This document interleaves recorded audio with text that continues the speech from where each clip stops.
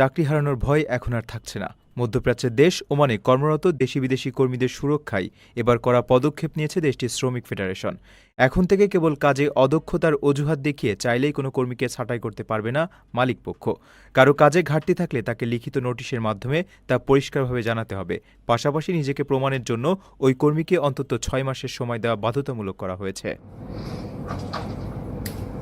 নতুন এই নিয়মের ফলে দেশটিতে কর্মরত বিপুল সংখ্যক প্রবাসী শ্রমিক বড় ধরনের আইনি সুরক্ষা পাবেন। তবে 6 মাস পর যদি বাধ্য হয়ে কাউকে চাকরিচ্যুত করতে হয়, সেক্ষেত্রে চুক্তির মেয়াদ শেষ হওয়ার 3 মাস আগেই শ্রম মন্ত্রণালয়কে অবগত করতে হবে। কোনো প্রতিষ্ঠান যদি তড়িঘড়ি করে অস্পষ্ট কারণ দেখিয়ে ছাঁটাইয়ের চেষ্টা করে, তবে কর্মীদের উচিত লিখিত ব্যাখ্যা দাবি করা এবং নিজেদের কাজের যাবতীয় প্রমাণ যত্ন করে গুছিয়ে রাখা।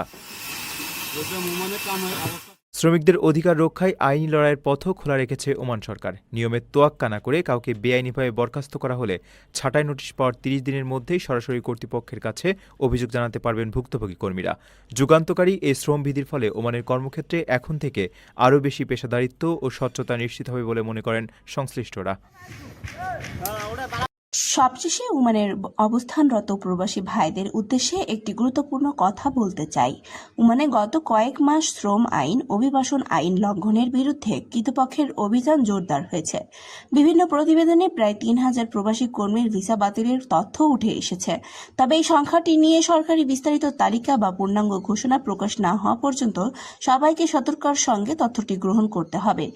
আপনি যদি বর্তমান ওমানে থাকেন, তাহলে আপনার ভিসার মেয়াদ ঠিক আছে কিনা, আপনার নামে কোনো মামলা বা আইনগত সমস্যা আছে কিনা, আপনি যে প্রতিষ্ঠানের নামে ভিসা পেয়েছেন সেই প্রতিষ্ঠানের অধীনে কাজ করছেন কিনা, এসব বিষয়ে অবশ্যই যাচাই করে নিন। কারণ ভিসার শর্ত ভঙ্গ, অবৈধভাবে অন্য প্রতিষ্ঠানে কাজ করা কিংবা শ্রম আইন অমান্য করলে ভবিষ্যতে বড় ধরনের সমস্যায় পড়তে পারেন।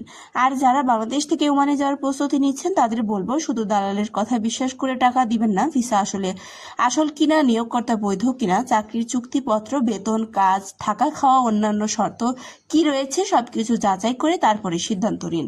কারণ ওমানের শ্রমবাজার নিয়ে যেসব ইতিবাচক খবর রয়েছে, তেমনি নিয়মকানুন মেনে না চললে বিপদে পড়তে হতে পারে।